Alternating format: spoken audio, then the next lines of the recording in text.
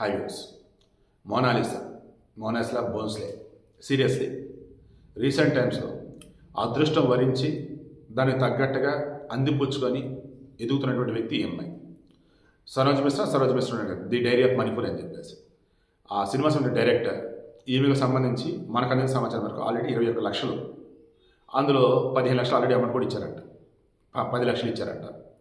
Remaining amount shooting జరుగుతున్నప్పుడు ఇస్తారంట. ఆమెకి మొత్తం మేక్ ఓవర్ చేశారు, అసలు బ్రహ్మాండంగా డ్రెస్సింగ్ సెన్స్ లైక్ చేశారు. కేరళలో ఏదో షాప్ ఓపెనింగ్ ఏదో ఉంటే ఆమె తీసుకొని ఫ్లైట్లో వెళ్ళాడు. అండ్ ఆల్రెడీ లోకల్గా ఉన్నటువంటి బ్రాండ్స్ ఏదైనా ప్రమోట్ చేయాలంటే ఈచ్ బ్రాండ్ 15 లక్షలు ఆల్రెడీ మాట్లాడేసుకుంది. సో టాప్ మోడల్ అయిపోయింది. అండ్ మంచి సినిమాలో లీడ్ లోడ్లో యాక్ట్ చేయబోతుంది. పైసలు వస్తున్నాయి, ప్రజాదరణ వస్తుంది. అండ్ సెల్ఫీలు మన హడావుడి చేసిన పూసలమ్మే దగ్గర ఇప్పుడు వచ్చేసి సెల్ఫీలు అంటూ ఆమె కూడా ప్రౌడ్గా ఫీల్ అయ్యేలాగా, యువతలో కూడా ప్రౌడ్గా ఫీల్ అయ్యేలాగా ఆ రకం చేస్తా పోతున్నారు. సో వీడియో క్లోజ్ సింపుల్ అంతే. అదృష్టం అనేది ఒక్కసారి తలుపు తట్టేది, అప్పుడు యూనిట్ మీద తలుపు తీసి అదృష్టం లోపలికి తీసుకెళ్ళిపోయాడు. దురదృష్టం తలుపు కొట్టే వరకు తలుపు మీరు తెరిసే వరకు కొడుతూనే ఉంటుంది. సో జాగ్రత్త. ఈమె విషయంలో అదృష్టం ఒకసారి తలుపు కొట్టిందా, దురదృష్టం లాగా పదే కొట్టిందా అంటే మనందరూ తెలిసిందే. ఆమెని రాత్రి సెలబ్రేటింగ్ చేసేసారు జనాలు.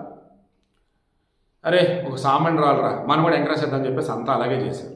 మనం ఎందుకు దీన్ని క్యాష్ చేసుకోకూడదని చెప్పేసి సరోజ్ మిశ్రా వచ్చాడు. ఆ రేంజ్లో ఆయన కూడా ఆఫర్లు ఇచ్చాడు, ముందుకు తీసుకెళ్తున్నాడు. అంతిమంగా ఒక గొప్ప హీరోయిన్గా ఎదగాలి, ఒక గొప్ప మోడల్గా ఆమె ఎదగాలి.